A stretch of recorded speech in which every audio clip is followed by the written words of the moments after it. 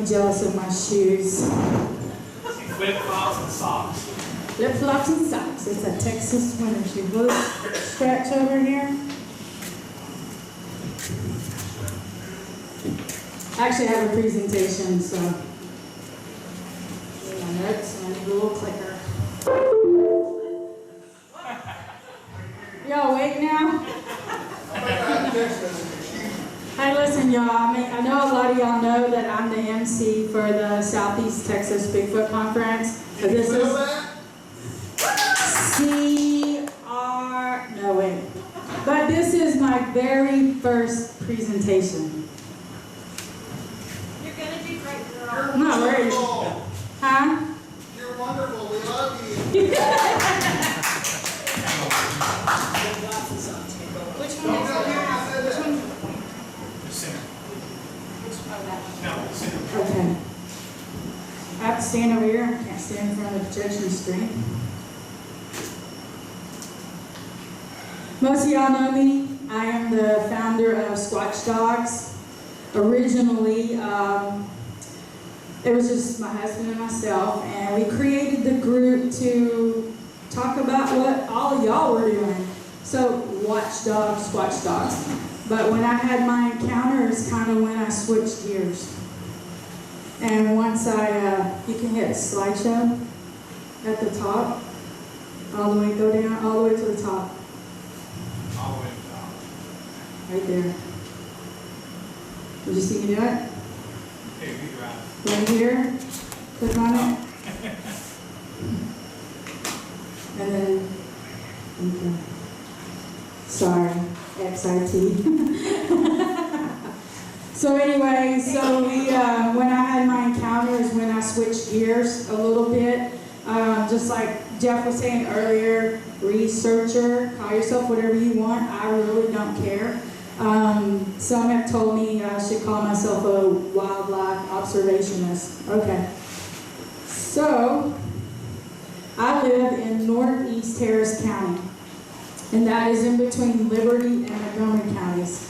If anyone here reads BFRO reports or TBRC or anything, you know that Montgomery counties and Liberty counties have the most reports in the state of Texas. And I'm right in the middle of both of them, so lucky me. Base camp, the red star here, that's where I live. As you can see, I'm surrounded by woods. We've got a huge stock pond right here. Well, it's really a sand pit. We got Loose Bayou right here. We've got the Mexican Gully. No offense, big dog. Where is he? He ain't even in here. Crying out loud. So I'm going to talk about our neighborhood Squatch. This is my street. As you can see, it's a normal, regular street, just like you would see anywhere else. We all have acreage, 5 acres. We have 2, but most people out there have anywhere from 5 to 15 acres. All of our lots are long and skinny. So this is what you'll see. We look like a regular neighborhood. That's the other side of the street. In 2011, my first sighting, right here, 2011, my husband and I were working on putting up a fence. I was facing the back of the property, he was facing the street. His parents were coming home and they lived behind us on 8 acres. And I was watching them drive down the street, watched them drive down their long driveway, and something caught my eye to the left. And I looked, and I saw something very tall, very black, all in here, but it was very skinny. And it took off like lightning. My next door neighbor had just cleared her entire property. And she had these huge chunks of trees everywhere. This thing cleared one of those piles. I didn't want to admit to myself what I thought I saw. I denied it for a while, and I told my husband I just saw something or somebody go from the back of your parents' house, jump those clumps of trees, and run off into the woods. And he said, well, what was it? And I said, I don't know. I don't, what my brain says that it is, I don't want to say out loud. Because if I say it out loud, that means they exist. And to be honest with y'all, I never wanted to know that they exist. I didn't want to know. It has changed my entire world. And at night, even when I go out, I look both ways outside my patio, and I look around before I even step foot outside. I know probably some of y'all are like, well, why do you go out here and do it? Because as you saw on my first screen, it's an addiction. I'm addicted to it now. It's for the thrill. So 2011, we were in a drought. We just came out of a drought. And that's when I saw it come out from behind my in-laws' house. And then within 10 minutes, Kenny's walking across the yard with this huge 12-foot board, and I'm watching him because it's bouncing up and down, and I'm laughing at him because he's a clown. And all of a sudden, here it comes again, and I yell, there it is again, and he takes off like a fool and runs after it. So at this point, I'm still thinking, I can't believe it. I just cannot believe it. So it is what it is. You just have to accept what it is. The very next day, on a Monday, we were sitting in our front yard. We're still under a burn ban, so we have a little fire pit out front, and we're just hanging out. We hadn't built our house yet. We were living in an RV, so it's pitch dark out there. And we see something walking down the street. And my neighbors down the road have this security lot that's about 8 foot up. And this thing's head was blocking that light. Again, Goofy over here runs off after it and chases it. Way to go, Matt. There you go, what? Matt. Yes. That's on the hill. Yeah. So then, and y'all, I know how this sounds. I know this sounds so fantastical that I can have all of these sightings, because when someone tells me, oh, I've encountered it 3 or 4 times, I just go, okay, whatever. But I'm starting to listen to people a little bit more, only because of what I've encountered. My next door neighbor, she's putting up her Christmas lights. I walk over, oh, those look great, Stacy. And I look across her driveway, and what do I see? I see something crouched down, watching her. And it stood up, and when it walked off in its stride, I could see the light in between its legs, and this thing was huge. And it takes off on the side of her house and goes back into the woods. This one right here in 2011 had 3 boys down the street. They would come to me all the time, Miss Ann, something's slapping the side of our house. They think it's a ghost. I'm not even thinking Bigfoot. I'm thinking, boy, y'all have some imaginations. They live in a brick house, so it has to be pretty hard, obviously, for you to hear that. The eldest son came to me and said, Miss Ann, I took the trash out the other night, and you know in the country you got to have those spring-loaded garbage lids, or what's going to happen? Every animal around is going to get into your garbage. And he went to take it out, and there was a possum next to the garbage, and the possum wasn't looking at him, it was looking at something else, and he said it just looked like it was scared to death. So he looks in the direction that the possum looks, and here's this bipedal, hairy, tall, black, skinny thing. It looks at him, he looks at it, it takes off running and clears their 6-foot fence. I've been told that his grandmother next door, everybody there has a stock pond, y'all. I've been told that there are footprints back there, but they will not let me go back there. I've been forbidden. His father also told him that was a deer. That was nothing more than a deer. And he said, but it was black. And it was on 2 legs. So he doesn't hunt anymore. He's done. He grew up hunting probably every weekend in deer season, and now he won't go into the woods anymore. And I know y'all hear a lot of stories about hunters that once they have an encounter, they typically don't go back in. Oop, I didn't know I changed that. So in 2011, and this is Lake Houston, I'll tell y'all how I came about this story a little bit later. During that same drought, a lady, her husband and 3 kids went down to Lake Houston to see how far the lake had receded. And here comes this thing walking through the mud like it was nothing. Again, tall, black, skinny. The exact same, I'm getting the exact same reports from every single person. So there must be something to it. 2012, this is my neighbor. She lives 2 houses away. Her son Brandon had got a flashlight for Christmas. He was playing with the strobe light, and they turned on the regular light into the wood line, and there was something standing there, tall, black, skinny. It scared him. He went back inside. I would go back inside too. Then in 2013, the same kid walked outside. It had been raining. He walks outside. Lightning strikes, lights up the area, and here's this thing standing next to the propane tank. Tall, black, and skinny. 2014, I was telling someone earlier about this. We let, it was about 2:30 in the morning, and I had to let my little dog out to go to the bathroom. And it's cold. I'm standing out there, and all of a sudden, whack! One wood knock in my yard. It scared me so bad. I ran into the house. I'm not gonna lie, y'all. I was crying because I was scared. And I woke my husband up. I said, "You have got to get up right now. I just heard a wood knock in the yard." And I know I probably listened to Sasquatch Chronicles too much, but I kept hearing stories that pretty much means dinner bell. So that's all I could think in my mind is, hey, I'm not on the menu. It's not going to work for me. And so he came out. We couldn't find our dog. I'm thinking, oh, Lord, this thing has got my dog.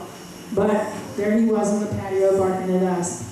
Now, y'all don't have any definitive proof to tell y'all that, oh, this is absolutely a Bigfoot. Because I'm going to tell y'all the last thing I'm going to think that it is a Bigfoot. But when you hear a wood knock like that, you don't forget the sound. And it scared the Jesus out of me. In 2016, we got two brand new dogs. It was a nice fall evening. We had the windows up. Y'all, I'm from the city, okay? I'm from Houston. And for me to sleep with my windows up is a really big deal. Because I'm new to the woods. I've only been there 10 years. I don't know everything yet that's creeping and crawling out there, but I'm learning. And that's the only thing that saves me. I don't know who, I think I was talking to Paul, I think it was, talking about newbies breaking in and how hard it is. Was that you? I don't know who it was.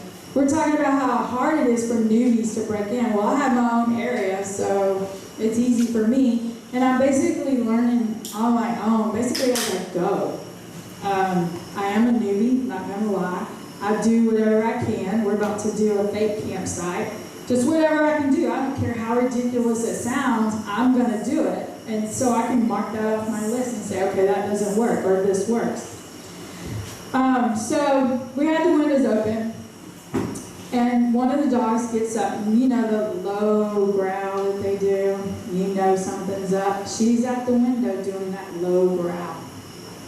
So I'm not thinking anything. I get down on the floor with her, and I'm looking at her, what are you growling at? And all of a sudden, something runs off. Our side yard floods when it rains, and something sloshed off of bipedal, just like Jeff was talking about. You know the difference between 2 and 4 legs, when you listen enough. And something very bipedal ran off. I have places in my fence that are bent over. So, we can only assume that it's one thing. 2017 is when I met my neighbor at the end of the street. Her name is Miss Kathy. Miss Kathy has a very active imagination, but she has a few things that I pay attention to. I met her through our mail lady because she told our mail lady, hey, a squatch came out of the woods at me. I was playing with my strobe light on my flashlight, and something came out of the woods and screamed at me. Okay, of Questions? Was it low and guttural? Was it like a woman? She says it was low and guttural. Okay. Well, let's examine. So I walked around her house. Oh wait, I'm sorry. Let me get to this first. I walk around her house and I get to this back patio. As you can clearly see, right here, and right here are 3 fingerprints. Does it not look like fingers? Anybody disagree? Looks like fingers. On the other side, there's a thumbprint. You tell me what's going to reach around that board like that with one hand. What? The thumb? Outline it? Like right there. There's a finger. There's a finger. Do y'all see that? Okay. And then on the other side, here's the thumb. Yeah, there probably should be another finger in there, but I don't see one. So you tell me what's going to reach around that board like that. So then, this was underneath her patio. I'm not saying it's a Bigfoot foot. I just cast it. That's all I can tell y'all. Now, normally, I have looked at cast. Normally, when you have a, let's say a 15-inch long foot, they're normally not as wide as this was. Normally, you're looking about 4 or 5 inches wide, not 7. So, it's kind of odd to me that this thing is 7 inches long. I did overflow, so I took it basically from this little corner right here and knocked it off.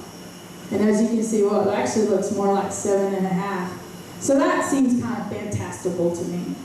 After it dried and I pulled it up, I examined it with a magnifying glass. I did not see any evidence of dermal ridges. I can't see any mid-tarsal break. So, I don't know, but even like the padded print, I don't see a mid-tarsal break. Yes, sir? The soil up there is not conducive to show things like dermal ridges. Okay. Your soil content where you are is basically almost like beach sand. Okay. See, that's a learning process for me. Thank you. And you can see this is before I cast, after, before, after. The next thing is she says, hey, something's slapping the side of my trailer. There is only one window, and you see how high up it is. Her little kitty cats sit in this window all the time, her little domestic cats. So I walked over there. I'm like, what? Am I going over? And so I'm looking on the ground. Is there anything? I don't see anything. As you can see, there's so many pine needles and whatnot. She has been overrun with hogs, and I've had people down there just to hunt the hogs because she has so many of them. So I started looking around, and where she's pointing is this. As you can see, those are feline prints, right? They are 6 feet 3 inches off the ground, and that print is 3.5 inches wide. Now you tell me what that is. I took it to Chester Moore, everybody's favorite feline person, and he says, oh, that's a young cougar. He looks at it right off the bat and says, oh, that's a young cougar. So when people tell you we don't have them here, we have them here. We've seen prints out in our area. We have seen big cat prints everywhere. So this is what's hitting the side of her house, and it's trying to get her little kitty cats, I imagine. Now, as you can see, the activity has increased this year.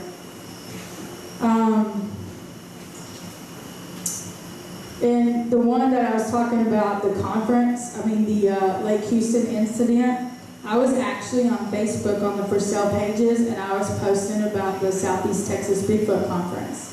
And that's when this lady came on and said, hey, my husband and 3 kids saw Bigfoot, and y'all know how hard it is to get people to talk about it. And this lady just blurted it out on Facebook.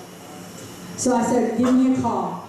And she calls me and she tells me the story about her kids and husband down there, and they saw it. I'm trying to get her on what I call Sasquatch sessions. Sasquatch sessions for us is just sitting around, with you, a digital recorder, and that's it. It can be in your home, in your easy chair, or wherever you want, and I just want you to talk. It is very, very informal. I'm not trying to be some professional host. Just talk. And so I couldn't even get her to come on Sasquatch sessions, so I don't know why they changed her heart when I just blurted it out on Facebook. Her husband may have gotten onto her for all I know. Then here, Miss Kathy lives down here, right here. You see here is the sand pit where it's full of water. That, within those days that I was promoting the conference, Miss Kathy in the street calls me and says, I have something to tell you. My neighbors across the street, it was 1:30 in the morning, and they were shooting. And y'all know a neighborhood, that's not cool at night time. It's just not cool. I don't care how much land you have, it's not cool. She called him and said, what are y'all doing over there? And he says, something just ran across my yard. And she says, what? He said, I don't know. It was something tall and it was something black, but it was skinny. Again, tall, black, and skinny. So when I'm promoting the conference, my neighbor down the street comes onto Facebook and says, hey, I just want you to know, like 2 o'clock in the morning, something ran across my yard. Really? What did it look like? Oh, I'm just playing with you. No, you're not. So I called him. What was it that ran across your yard, Todd? Because I already know that the neighbor next door was shooting at something. He said, well, I might have been drunk. And you're going to hear me later in a clip where I say, well, alcohol is not a hallucinogenic. It's a depressant. So what'd you see?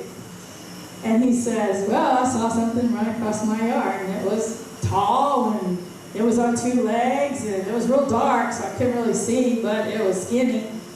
Again, tall, black, skinny. How can we all be wrong? How can we all be wrong? Then here, at the end of the street, a lady by the name of Floydine, Michelle and I went down there and interviewed her. She saw, let me see if it's on the next slide. Yeah, this is it. She lives over here down the road. But right here at the end of the road, she saw something walking down the street and go into this lot. The next time she saw it, this is the same lot right here. You see the driveway. She saw it coming through these woods, down this little road, and jump the fence across the street, where that just happens to be my little research area. So that's great. Neighborhood Squatch. And again, I'm not going to let y'all guess what she described it as. Then in May of 2018, Shelley Covington, Montana was visiting me. We went out a lot, we had a couple of things happen, but nothing significant. And Russell here, what was it, 5 o'clock in the morning? Russell and you and Shelley were outside. I don't know where I was. And done went to bed, y'all. But I opened the gate for y'all, so I don't know where y'all were. No, Shelley opened the gate, but go ahead. Oh, shoot, that's right. Okay, so Russell's facing the street, and they're facing the back of the property, and all of a sudden, Russell spots 2 things walking down the street. And they walked into this little area right about here. Is that right? I'm in my driveway. Where I'm taking this picture, I'm in my driveway. So he witnessed 2 things walking through here. One was tall, one was not, right? This used to be very thick woods, and I think that, I don't know if they're having problems with meth heads or whatever, but they cleared these out a lot. And right here, you can't see it in this picture, but right here there's a trail. So we don't know if people are, if it was actually people, you don't really know, do you? You just saw figures. Okay. Now, remember that. One was tall, one was short. Remember that. So, the next one, I'm standing on my front porch. I'm zoomed in to my neighbor across the street. This is a barn-dominium right here. There's nothing but livestock all up and down my road. Stock ponds, woods, you name it, it's there. My neighbor here, Bridget, she was out about 10 after midnight, and she was outside smoking a cigarette, and she saw something walk right down this driveway. See this SUV right here? She saw its head over that SUV. She didn't see much else, and she said, "Ann, it walked down this driveway like it owned the place." I said, "Well, it kind of does. It gets to eat for free. We've got all this livestock. We've had people," which this is kind of odd to me, but people on the other side of the street, their livestock disappears all the time. I don't know why on our side of the street it doesn't.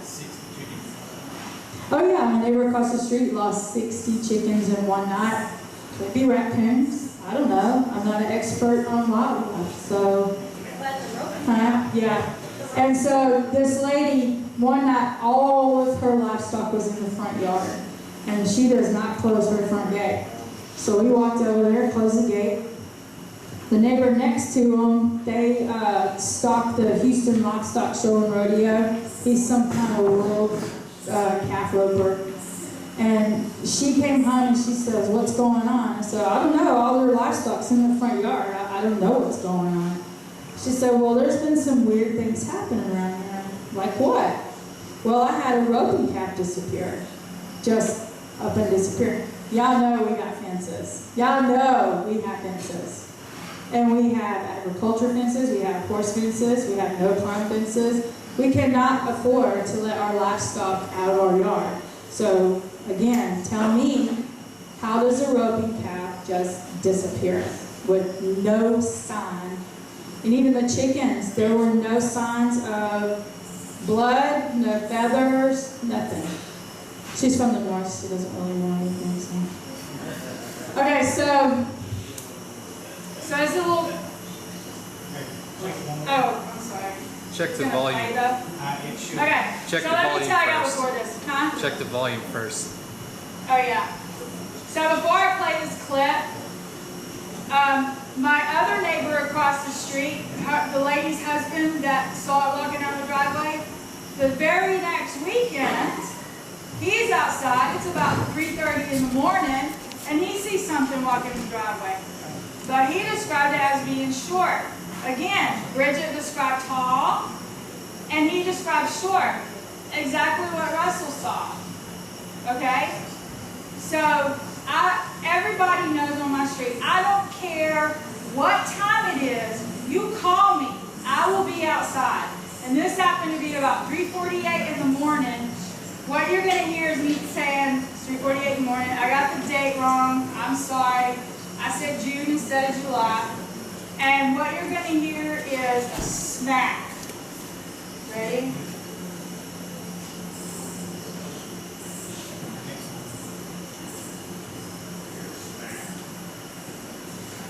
What's going on? You might have to do it for me.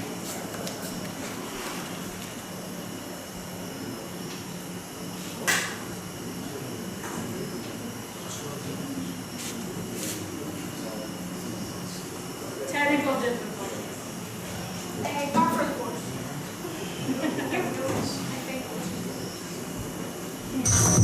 Alright, it's 3:48 in the morning, Sunday, June 8th, and then my neighbor at my gate. Apparently he saw something. Alcohol is not a hallucinogenic. Did y'all hear that? Next door, we have this huge tin barn that Kenny's dad built. How big is that barn? 30 by 60. Huge tin barn. That slap, you can hear me say, "Turn off the light, turn off the light." I don't need any flashlights. That's one thing I've learned. I don't need any flashlights. When we go out, we're in the dark. Or we have red or green lights. We are completely in the dark. I was saying, turn off your flashlight, turn off your flashlight. Now, I know a lot of y'all know you don't just walk onto somebody's property or what's going to happen to you. You're probably going to be shot or who knows. We have brand new neighbors there. I don't know these people yet, so I'm not walking onto their property. We had him go look to see if there was a huge limb down or something that could have made that noise, and there wasn't anything. So how is it that he sees something, I walk out 20 minutes later, we're standing there talking, you heard the dogs barking, and then bam, on the side of that tin building. We didn't go out and investigate because obviously I'm not getting in trouble. Okay, uh-oh. It's on. Act like you're yelling at me. That's easy. Let me go back. Okay. Okay, I don't have one in there. Yes, no. No, hello, hello, hello, hello, hello, hello, hello.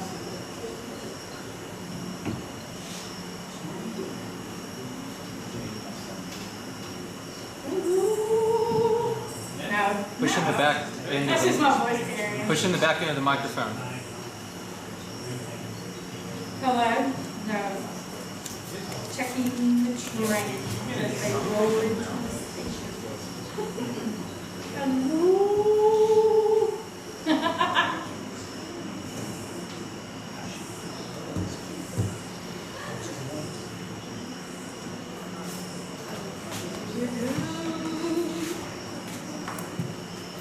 Just when I played that clip, when I came to that clip is when it went out. Just hit escape and just get out of the presentation. Huh? What do you want? See what? Oh, there we go. All right, right there. You can maximize it. Put slideshow from current slide. Slideshow, go over to the right, right there. From current slide to the left. Yeah. Okay. So whenever, you know, I'm learning a lot from Shelly. One thing that she's taught me is to name your areas. That way, if I say to them, hey, y'all meet me at Beaver Creek, they know exactly where to go. I think Stephen and I had a conversation about that. We did. That we did. And it was total coincidence. So we have 3 main areas. This whole area, oh shoot, I'm sorry. Uh-oh. This entire area, I lost it again, whatever. Y'all can hear me when I talk? Okay. This entire area is 80 acres. A friend of mine owns it. It is a business.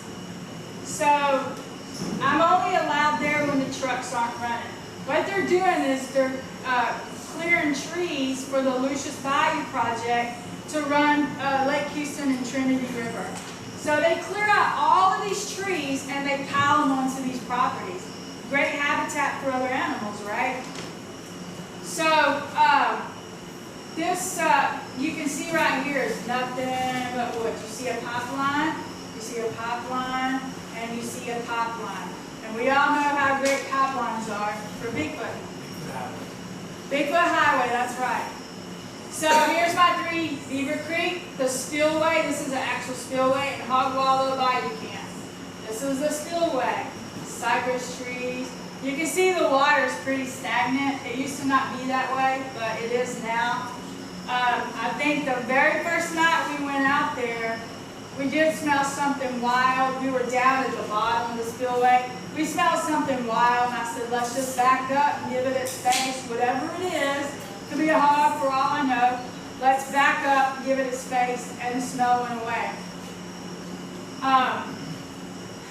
So again, Russell and Michelle, we go out a lot together. We're out at the spillway. Again, it's our first night. I'm live. I don't care. I go live for everything. I really don't care. And I'm going to tell you 2 reasons why I go live. One, I have a lot of friends that say, please go live. We want to see what you're doing. 2, if I catch something, it's on Facebook servers. It's going to be there. I'm not going to lose it. I have lost footage, y'all, of the people in the driveway, or the ones that went down the driveway. I have security cameras. I have lost that footage by my own mistake. And I kick myself every single day for that. Because I could have had MK Davis, I know everybody knows MK, I could have had him lighten it up and see what we're looking at. And I completely lost the footage, both times. So, some great eyes in person I am, right? Yes, Steve? I've got to argue with you a little bit. That's fine? Do not trust Facebook. Do not trust YouTube. I know too many people who have done that very thing because their logic is like what you're saying. Through their own means, I've lost things, and they're thinking, I put it on the cloud. They're responsible for the people have lost them. This stuff disappears. What about Dropbox? Any about of Dropbox? any of the cloud services, always your guaranteed thing to do. Always keep a private thumb drive with your Okay. data on it. It's just a habit. Just take it from an IT guy. It's not just Bigfoot, but especially Bigfoot. Mm-hmm. Keep it on a thumb drive and keep it on something that is not always plugged in. Okay. And you know the guy that's coming tomorrow, Ed, that works for the forestry department? Yes. He told me that's the exact same reason I'm not even on social media. And I'm going to tell you though, I'll be honest with you, Stephen, before you and I had our conversation, honestly, I was like, whatever. This is It's been crazy. an eye-opening, isn't it? Oh, you don't even know. Like I was telling Waylon, I have gone down the rabbit hole when it comes to this. And it might stop for us. I don't know, because I know y'all are still being harassed. I don't know if it'll stop for us or not. But I have gone down the rabbit hole, and she has too. So, that's a good point. So, and I've had the worst luck with flash drives. I'm ejecting them safely. I don't know what's going on, but they always become corrupt. Every single flash drive I have has become corrupt. I'm gonna tell you to look at your actual equipment. That I'm betting that sounds like you probably have a hardware problem with your actual computer system you use. Okay. Even if this is a bad, you're exposing them to something bad. If you've got a uniform, you can always predict this is gonna go bad and everything. It's a hardware issue more than anything. You either got a bad problem with your computer or you're buying the wrong hard drives. Thumb drives. Don't buy the $10 thumb drives from Amazon. Yeah. It's just not a good idea. Yeah. I mean, Yeah. You get what you pay for. Seriously, yeah, Yeah. and with computers. But seriously, you need to keep independent backups. Okay. And more than one. And I'll tell you, a thumb drive is a non-volatile drive. If you get a decent brand, pay $30 or $40 for it, Okay. and expect to only have maybe 36 to 64 gigs for that price. Yeah. I know you can get a lot bigger capacity for that price, but you're getting in lower quality. If you stick in that range, you want to have something that's relatively good. Just make sure you store it in a safe place. Okay. Don't keep it plugged in. Only plug it in when you're downloading and installing. Okay. Good advice. See, that's why I'm here. I'm sorry. No. That's why I'm here. That's why I told you I'm new to this. I'm still in the learning process. I'm going to make mistakes, but I'm going to take everything that God tell me and I'm going to utilize it. And furthermore, just to interrupt you one more time, out of all my group, I'll have you know I'm the skeptic that doesn't believe in the rabbit hole. I'm actually the one that tells them they're all nuts.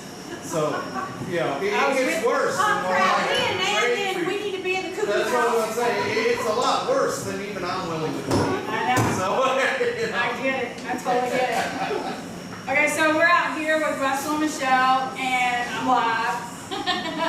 And Russell decides to do a call. Let me see if I can get it to play. All right, Russell, go back and do the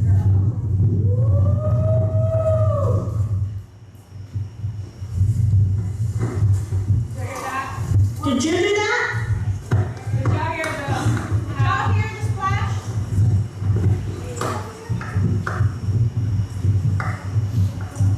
So, you can hear me. We're running back to the truck. Listen, I don't have to run fast. I just have to outrun her.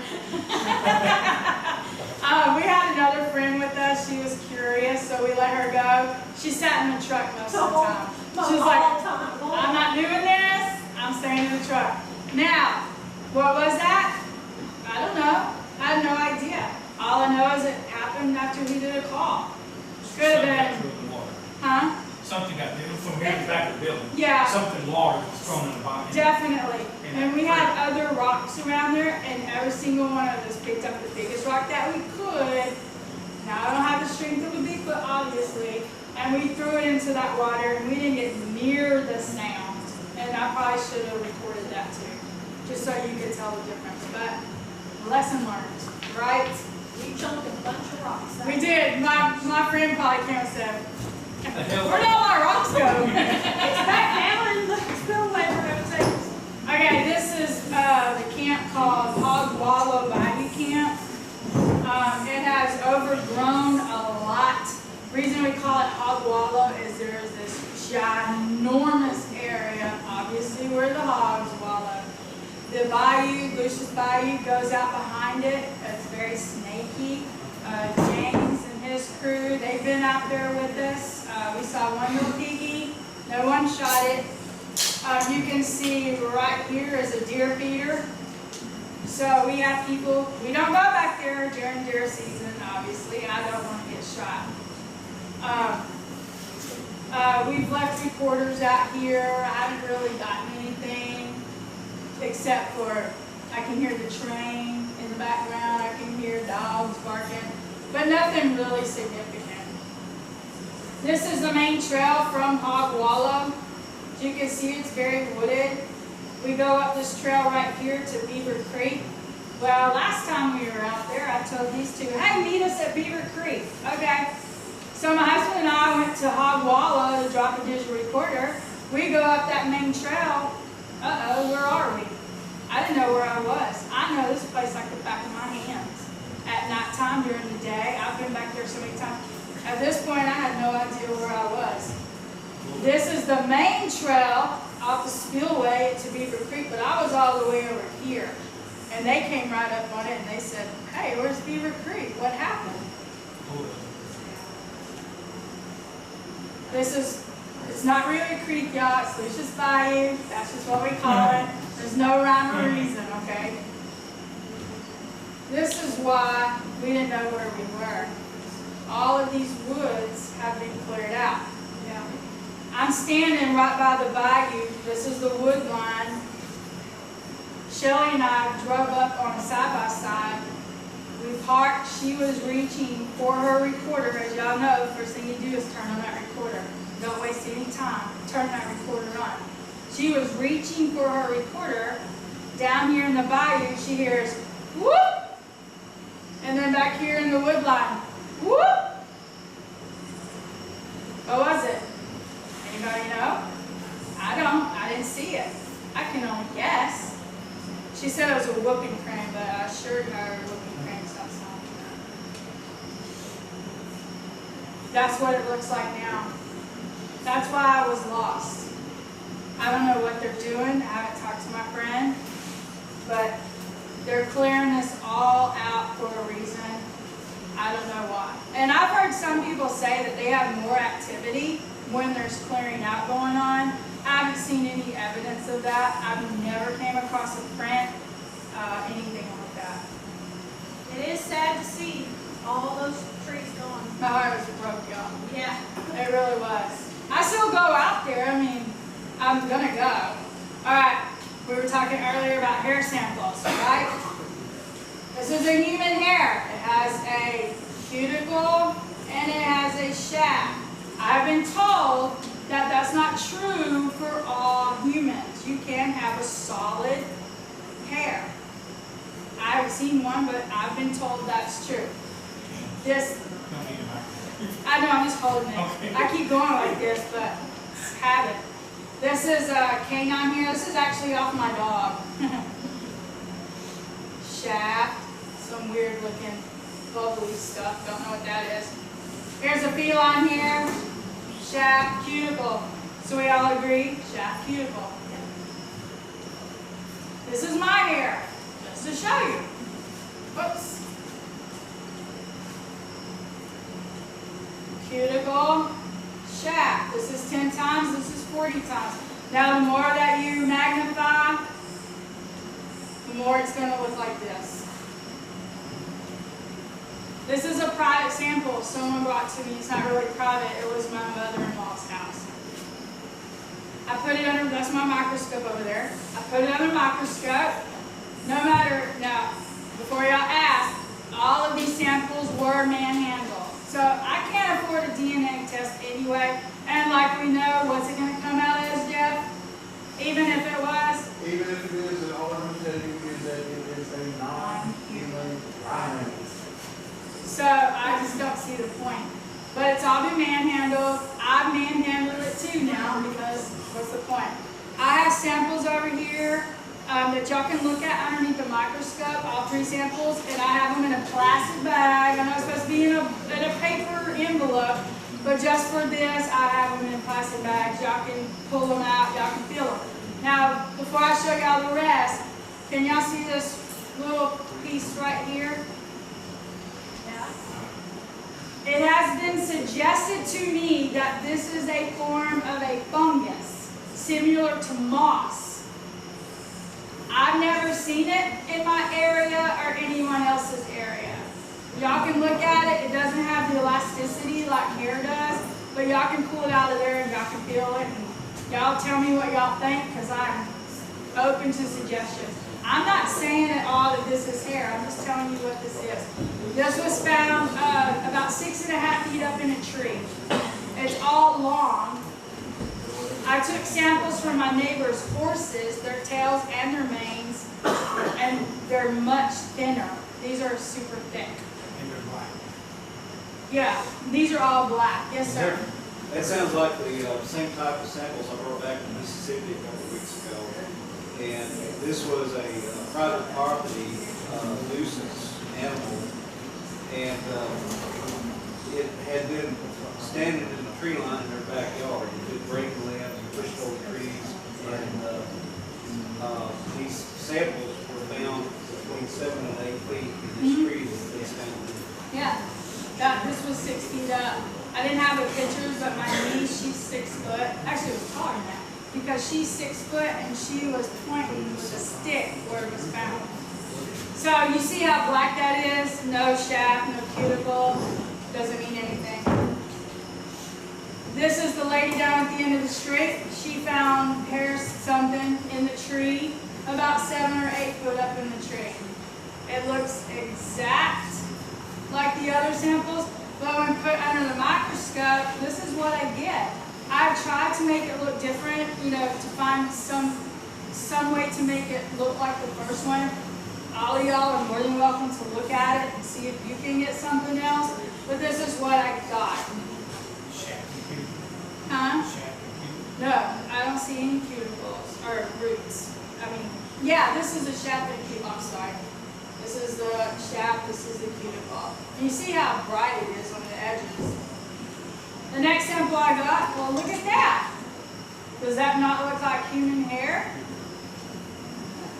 Here's your cuticle, here's your shaft. This is a really narrow shaft. Let's say it looks like colored hair. It kind of does, but when you look at it over here in the back, it's much thinner than the other 2 samples. Those other 2 samples match. In fact, Javier and I were just talking about this because we find that a lot here in San Houston. We found they look like black.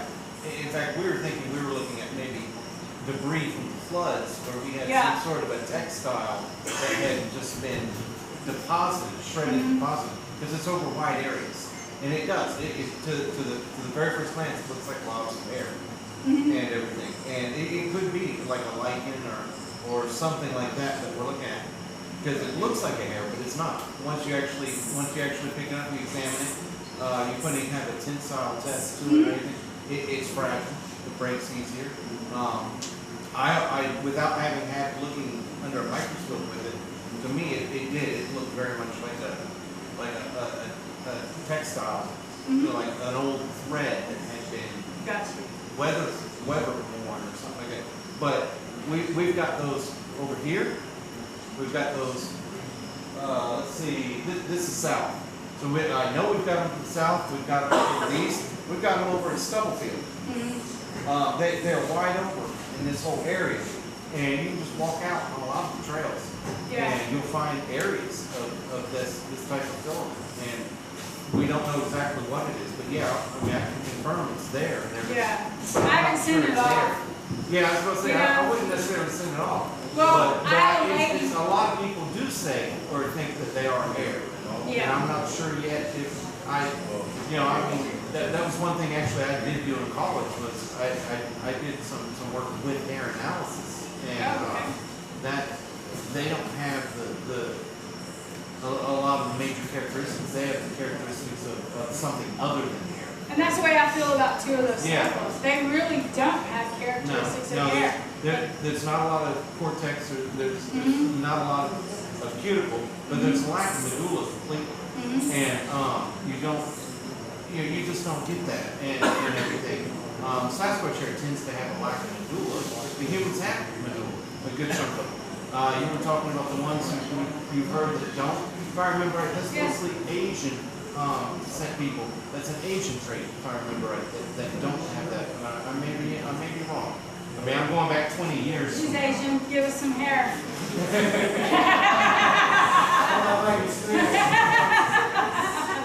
Mark, is there a question? The closest lichen that I could find that resembles this is called horsehair lichen. And if it is lichen, if you look at a strand, you may have to look at several to see it. You'll have a strand, and then you'll actually have a piece cut off of it. Yeah. That's Yeah, lichen. split, and it does. Some of them do have that characteristic. Yeah. We've seen But that. the other thing, I've looked at this for a long time in Mississippi because of all the other related things that were going on. And the height that I was finding it with this one tree between 7 and 8 feet was very peculiar because it was not higher up in the tree and it wasn't in some of the other trees. So if it is in fact a lichen, it could have been deposited there. But see, and that's what we're thinking. It's the first time it really came to our attention. We were in an area not too far from here. It was me and Javier and Jennifer. And a couple other people aren't here. But anyway, we were looking around, and the girls had found it first and brought it to our attention. But it was at about the 4 to 5 foot level, and it was everywhere. And we were near a creek, and we were honestly thinking that that place had just been flooded out 6 months ago by the hurricane. And we were thinking, okay, we're seeing debris because it seemed like everything when it's deposited by water, it tends to favor a certain side because that's the side of the flow. Things like that. We were seeing a lot of that, and it was just strewn all over everything. I mean, it wasn't thick in any one place, but you could find strand here, strand there, all within 6 inches of each other. You could find bunches of it there, and we just assumed it was flood debris. But since that first find, we've had several people bring it up, and we ourselves have seen it in the other locations. And so now, I'm thinking it's not necessarily flood debris, but I'm thinking it's got to be an actually occurring fungus or something. It's interesting. Yeah, that was brought to my attention too. All hair sample, I'm gonna call them hair samples, I'm sorry, it's how to call it whatever you want. All 3 of these were brought to me before Hurricane Harvey. I didn't flood where I am, thank God, but all of these samples were brought to me long before Harvey. All of them were each found 6, 7, 8 foot up in a tree. I thought, hey, maybe birds are collecting something for a nest, and they got all tangled up. I mean, I didn't bring the whole envelopes. They're all just matted into all these little twigs and whatnot. Yeah. And I pulled these out. So when you see it, they're not necessarily going to be this long because I broke them off. And I just shoved them in the bag, just so y'all can look Yeah, at your them. samples are only like, what, 2 or 3 inches or something like that? Well, a lot of them are like this. Are they? Yeah. Because I saw in the bag they were coiled up a little bit. Yeah. They're like that. But I break them off. Yeah. So I have my sister works up at Weatherford College. She knows a lady. She said, "Yeah, send me the samples and I'll look at them under the microscope." So I've got to do that. I've got to do my due diligence and at least have her look at them. I'm no expert, You know, I'm just trying to learn just like everybody else. And like I said, I'm new at this, and hopefully I'll only get better, you know. You're doing a good job. Thank you. So So like I said, now the real work begins, and honestly, y'all, I invite anyone that wants to go out there with this. You are all invited, and you can roam around. I have to be with you though, because that was one of the stipulations that my friend said. I'm the only one that has the combination. I don't even think she knows the combination. She's told me a million times. It doesn't gel. I have to call her when she's out there. And what's the damn combination? That's it. Yeah, so anybody wants to come out, you're more than welcome. Yes, sir? How would you feel about somebody coming out there and sitting in a tree stand overnight? Absolutely. Okay. I've talked about doing that. Of course, Shelly's like, get one of them big double ones so we can have our drinks. I'm like, I don't drink that much. Tomorrow I'm drinking, just so everybody knows. But I really don't drink. I can't handle my alcohol, so I just don't do it. But yeah, we were supposed to have a camp out there, but as bad luck would have it, they started running those trucks, so we had to move it out. And that's the thing, it all depends on what they're doing, because it is a business out there. Yeah. So, but yeah, but deer season. We have not just hunters, we have a lot of people that go out there and target practice. We have this huge target. And a lot of people, I've had to yell, hey, you know how you can hear through the woods. I've had to yell, hey, I'm out here. And they stopped. Because I'm too far away to go over to them. But yeah, anytime. Just let me know. And I'll set it up for you. You can be out there by yourself if you want. I'm not going in the deer barn with you. Oh, that looks just like what I've got over here. Yeah. Huh. That was Mississippi. I'm going to pass these around. Y'all want to look at them? And then there's slides right here if y'all want to put them under the microscope. Maybe y'all know. I don't know.